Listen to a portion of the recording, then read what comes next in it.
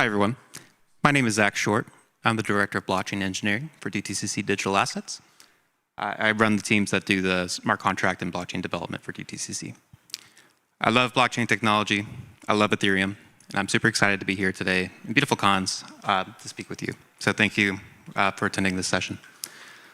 We're doing a lot of great work here at DTCC Digital Assets, and I'm excited to jump into that with you. So first, just some background on DTCC. DTCC is the settlement and clearing layer for the US markets. DTCC is the record keeper of over 100 trillion worth of assets, and they settle and clear quadrillions worth of value per year. I believe last year they did a little bit over 3 quadrillion. So just some historical context as to how significant DTCC is and where it's going. So decades ago, I think even half a century ago now, a lot of the financial institutions settled trades directly with each other. This resulted in a lot of paper receipts being manually handed back and forth, a lot of phone calls. It was a very manual process. It was very inefficient, and it was not scalable at all. I believe settlement times were around 5 days or more, and it was not scalable. Eventually, DTCC came in and became the settlement layer for all these financial institutions. So instead of having to do trades directly with each other, they would do it through DTCC in a standardized and scalable way. Today, DTCC processes quadrillions through this model in T+1, meaning it's all settled in one day.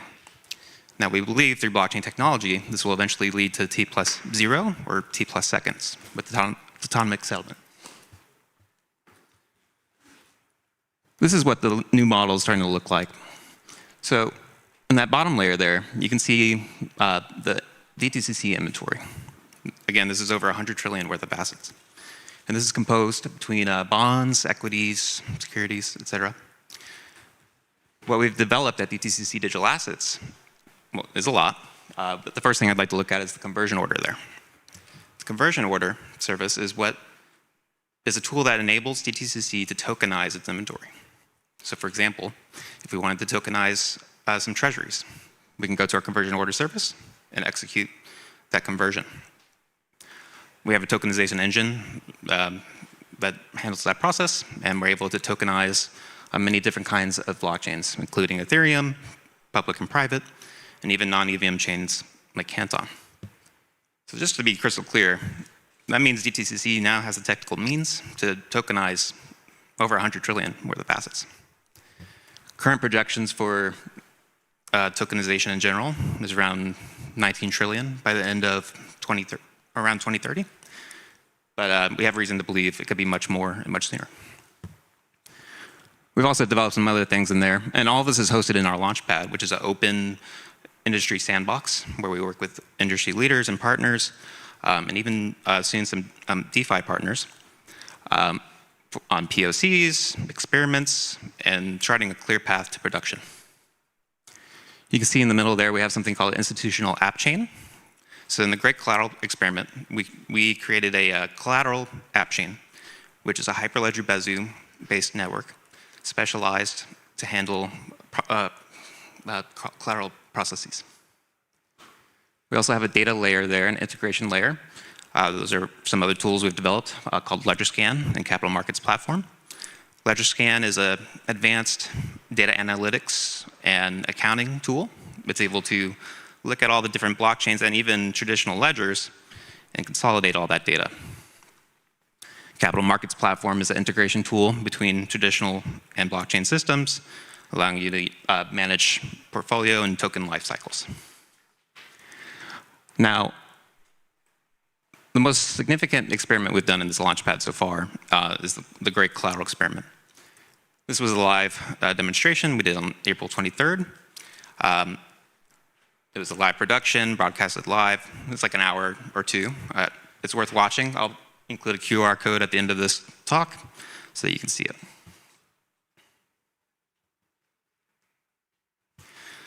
So you might be wondering, why would DTCC care about collateral? Well, DTCC has identified collateral as a killer app for blockchain technology. There's a lot of current inefficiencies with current collateral processes. So for example, there's lack of 24-hour settlement. There's a lot of issues with different markets being closed. Lack of liquidity in some cases because of that.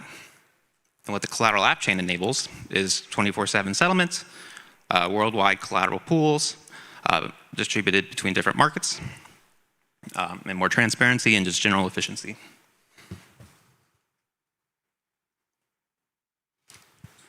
Here we can look at the anatomy of the collateral app chain a little bit. So here, what we could see on our bottom layer here, we have some traditional ledgers. So our collateral app chain is able to connect to those traditional ledgers through the conversion order service. So in this case, we would be able to tokenize assets from DTCC, Euroclear, Clearstream, etc. Using Onera's technology, we were also able to bridge to other blockchain networks, so like Ethereum, and even non-EVM chains like Canton. In our collateral app chain, we have some very important smart contracts. So we have the concept of a net asset pool, which is a netting smart contract account, which is used to manage many collateral agreements and netting functions. And then on the top there, we have our collateral agreements, which are also smart contract accounts. What's cool about those is you can actually move collateral between accounts with ease, assuming they share the same eligible assets.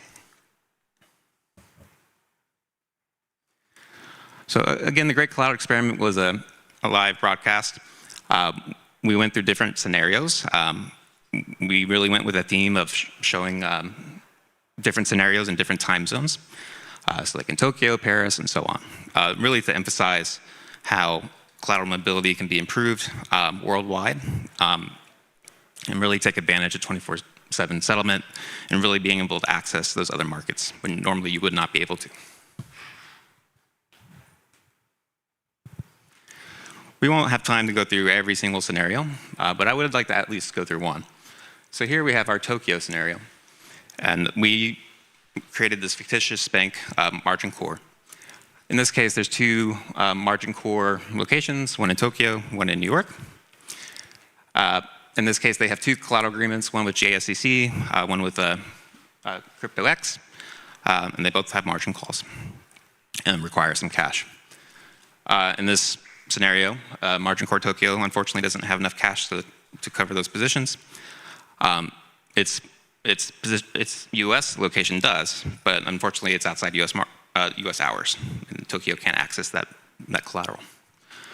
In cases like this, in the traditional current form, you would have to do a lot of workarounds. So for example, they might have to do a repo agreement with a local bank to get that cash, and ultimately this leads in unnecessary intraday liquidity pressure and inefficient use of capital. The new model, you would be able to have a net asset pool connecting those two locations and be able to access and move collateral in between at any time. So even outside of US markets if the US markets are closed. So in that case, they would be able to avoid having to do a repo, avoid having to do all these workarounds, and meet their collateral obligations immediately. So I would actually like to take a moment to show live the collateral app chain. Give me one moment.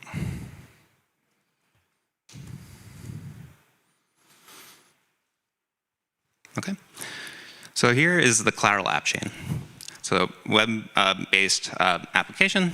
For those of you familiar with dApps, it works pretty much the same way. This is all hosted in our Launchpad environment. Again, this is a Hyperledger-based Besu network. Here on the top right, we can see details about the wallet and the blockchain network. So in this case, I'm using our margin core Paris wallet. It's actually getting this name from ENS. We can see the currency that it's configured for. So if you're in Europe, you want to use Euro, US, you might use USD, and so on. This network is configured to be gasless. So here we can see the gas price is 0, we can see the block number, and so on. On our left nav here, let me just do a quick tour. So first we have our utilities. Here, we are able to have a dynamic price and haircut services powered by off-chain oracles. We have our compliance smart contracts. So all this is smart contract based.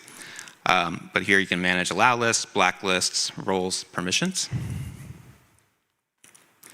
Here we have our data framework. To be honest, the data framework deserves its own presentation. I'll give a brief overview.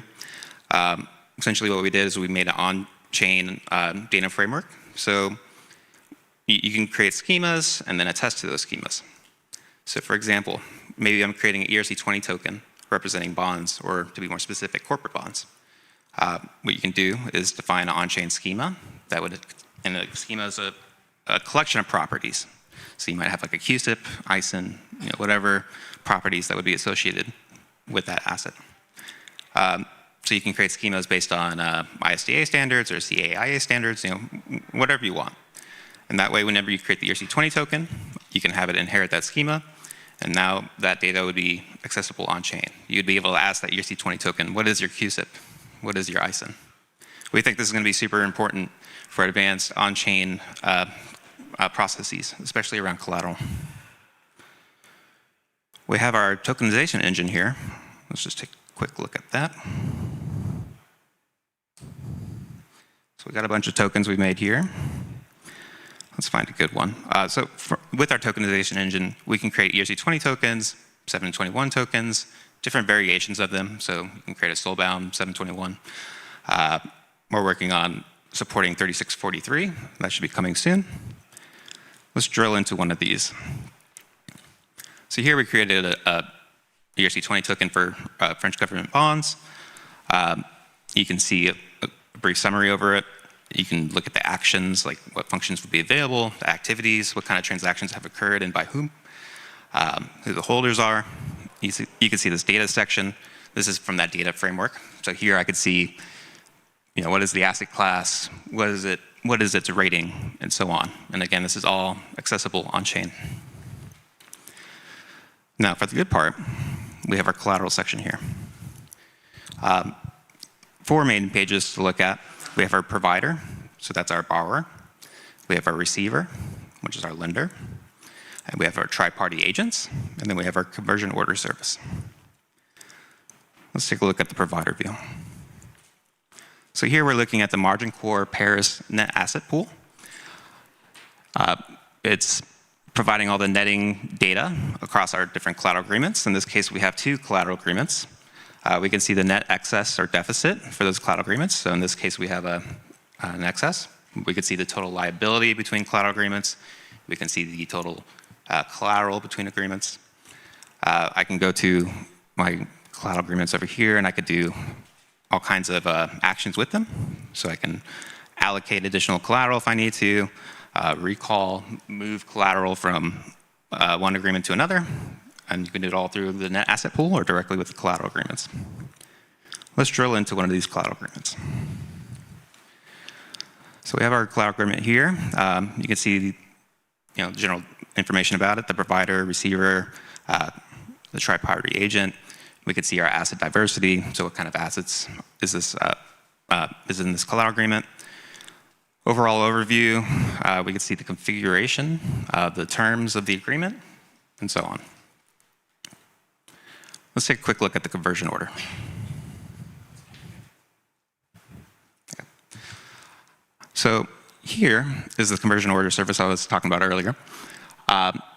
You can see we're connected to many different ledgers here, both traditional and blockchain. So some traditional ledgers here are DTCC, BNY, Euroclear, and so on. And then we can connect to blockchain ledgers, so like Ethereum, Hyperledger Besu networks, and even some non-EVMs like Canton. Here we see that we have an Apple token, or Apple shares. We can see its data. So again, that's all coming from its data framework, all on chain. We can see how much is stored in the traditional depository. So in this case, a little bit over 995,000. And then we can see that we have 4,000 of those shares on chain. So let's see what that would look like if we wanted to get some additional tokens on chain, or additional shares on chain. So in this case, I'm just going to do 500. And what's cool about this is not only can you tokenize shares from the traditional ledger, you can actually do it in reverse as well. So if you wanted to take tokens off the chain, put it back in the traditional ledger, you would be able to do so. So we had 4,000. We now have 4,500. So we see a lot of potential with collateral mobility in general. We see really a robust collateral mobility infrastructure forming that will revolutionize finance, really create a lot less friction in the financial system, get things moving a lot faster, more efficient. And through the conversion order service, a lot of potential there. So much we can tokenize and so many possibilities. That concludes my presentation. Thank you so much. Really appreciate your time.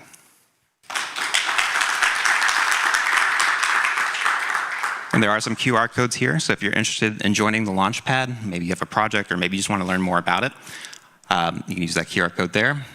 If you want to watch the Great Collateral Experiment in video, you can access that there as well. And again, I highly recommend it. It's a lot of fun, very interesting. Thank you. Thank you very much. We have only 3 minutes for Q&A, if you have any questions. Yeah.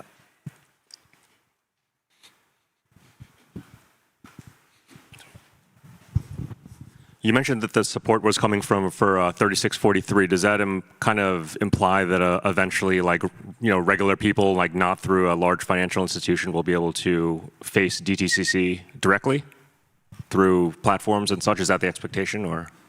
It's a possibility, yes. We're definitely going to be doing a lot of work with ERC 3643 in general. But yeah, it's not completely official what you proposed, but are there any other competing like compliance standards or anything like that for KYC AML that you're looking at, or is 3643 kind of the one that's emerging as the front runner? It is the front runner.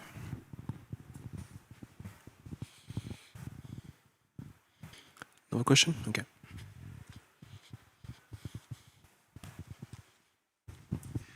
Thank you, Zach. Very pleasure to see you here.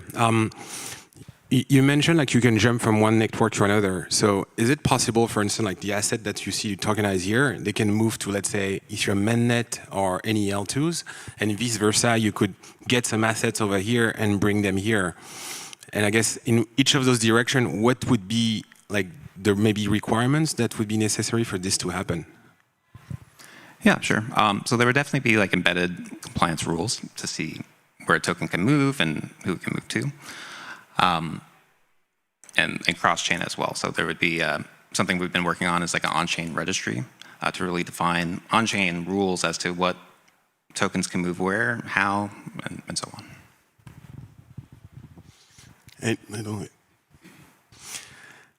Can you tell more a little bit about, you tokenize a lot of assets in here, and what's the legal framework for those, like, because you work very close to you're the official, like collateral management in the US, like Steve Muir, I think the name is, but so is right now the way we see you tokenize assets is almost like the compliance in the official way that everyone should follow, or is this already like approved by the legal authorities?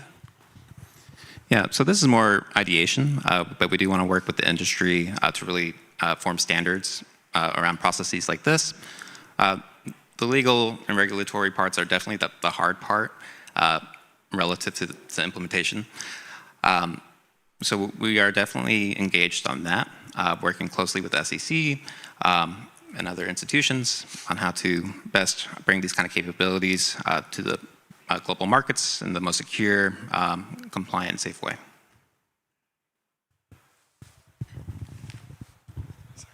Thank you.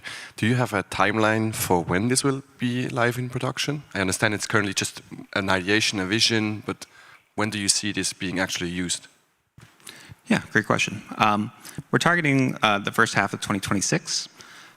This will require a lot of legal, regulatory work, a lot of standardization. So we're working with some partners on that, getting feedback from the industry, multiple smart contract audits. So definitely, and some features to add as well. So a lot of work to do, but first half of 2026 is the target. Okay. Thank you very much, Zach. Thank you, everyone. Thanks, everyone.